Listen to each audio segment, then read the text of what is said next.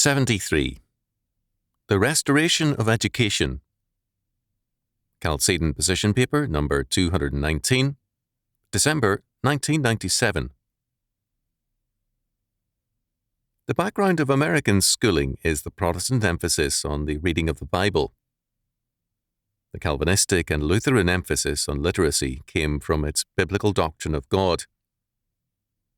God is unchanging because he is totally self-conscious. His word is an infallible word because he is the infallible God. His infallibility and total self-consciousness are apparent in his predestination of all things. Known unto God are all his works from the beginning of the world. Acts chapter 15, verse 18.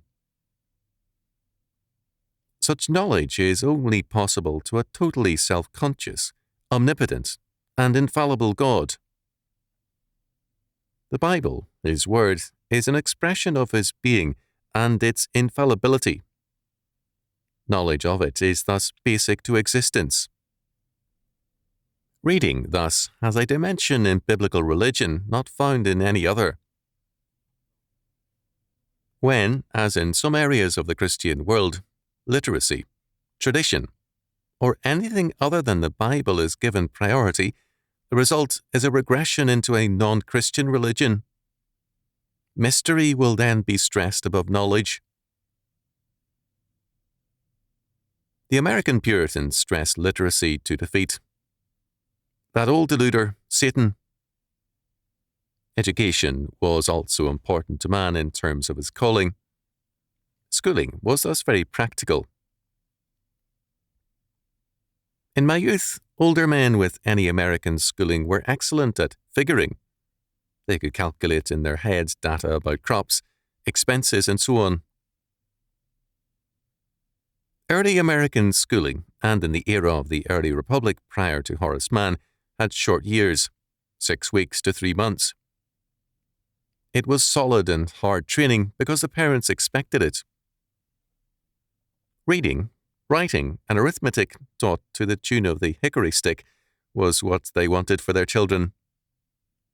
School discipline, like home discipline, had to be strict. After grade school, that is, after grade 8, those going to a college or university attended a summer academy to get foreign languages, mathematics, and science. This meant college graduation at age 17 to 19, and an early entry into the adult world, and earlier marriage often. Statist educators gradually lengthened the school years, weakened its content, and lessened its discipline. However, up to the 1929 Depression, an 8th grade school prepared students ably for a working world.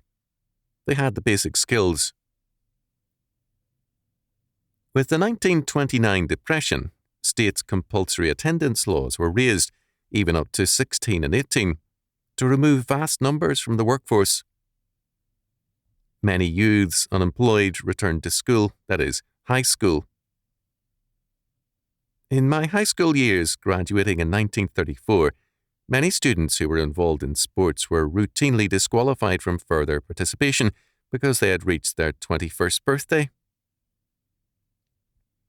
The problem of the day was that some younger teachers were 20 and 21 years old, and some students were dating them. Especially after World War II, a dilution of the curriculum followed. Young parents who felt that the Depression and the war had been deprivations sought a better life for their children, leading in the 1950s to the child-centered society, which meant the spoiled brat student rebels of the 1960s. At the same time, the influx of more students into junior or community colleges led to watering down that area of education. Next came the universities and graduate schools.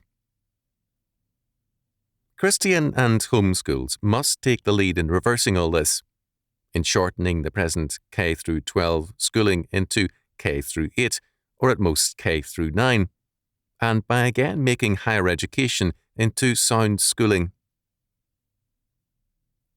Such a move requires Christian leadership, and it must come soon.